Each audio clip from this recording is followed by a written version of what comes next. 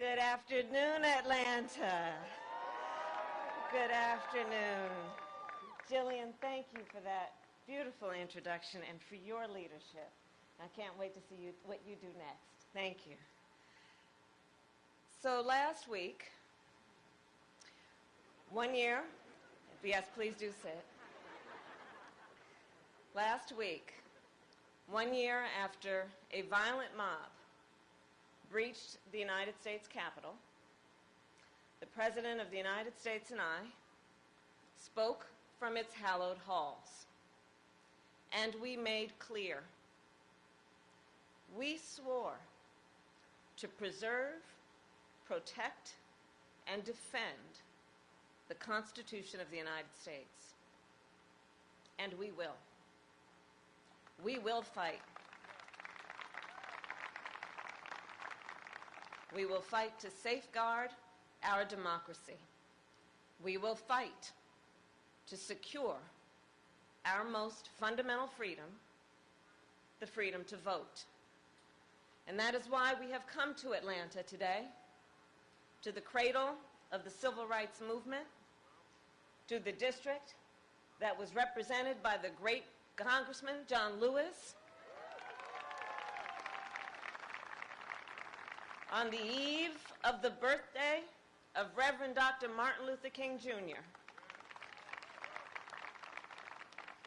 More than 55 years ago, men, women, and children marched from Selma to Montgomery to demand the ballot.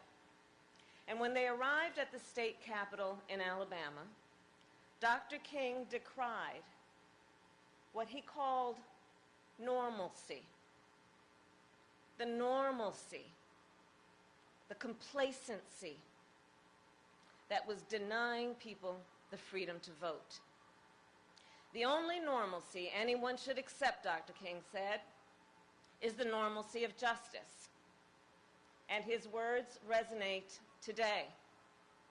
Over the past few years, we have seen so many anti-voter laws that there is a danger of becoming accustomed to these laws, a danger of adjusting to these laws as though they are normal, a danger of being complacent, complicit. Anti-voter laws are not new in our nation, but we must not be deceived into thinking they are normal. We must not be deceived into thinking a law that makes it more difficult for students to vote is normal. We must not be deceived into thinking a law that makes it illegal to help a voter with a disability vote by mail is normal. There is nothing normal about a law that makes it illegal to pass out water or food to people standing in long voting lines.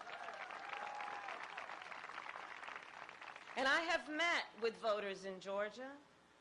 I have heard your outrage about the anti-voter law here and how many voters will likely be kept from voting.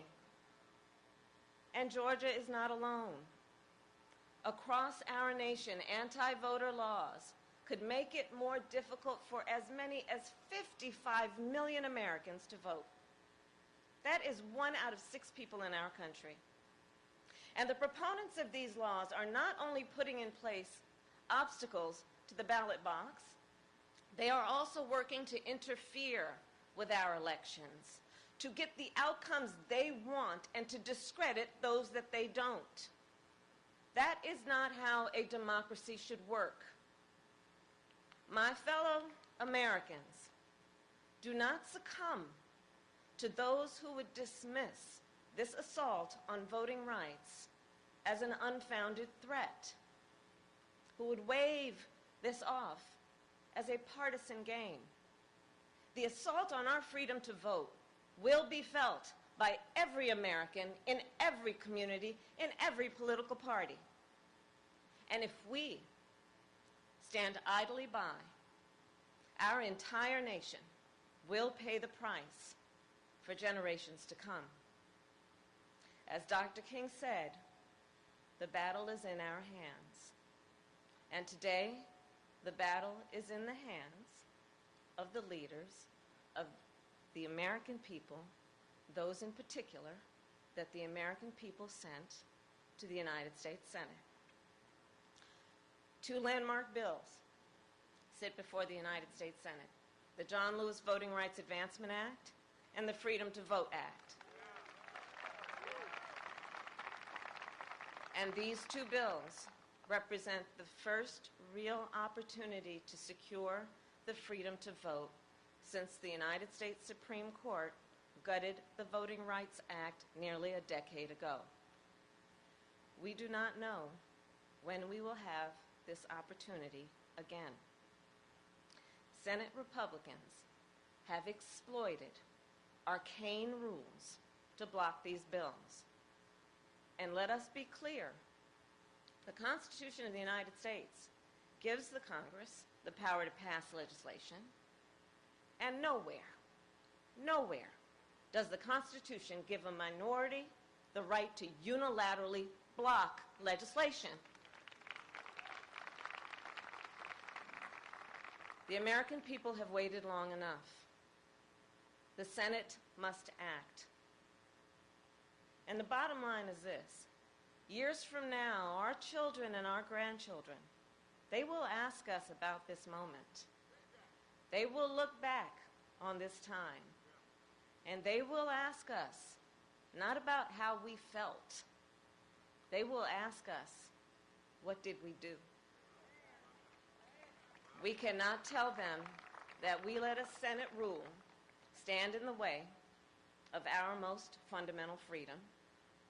Instead, let us tell them that we stood together as people of conscience and courage. Let us tell them we acted with the urgency that this moment demands. And let us tell them we secured the freedom to vote, that we ensured free and fair elections, and we safeguarded our democracy for them and their children.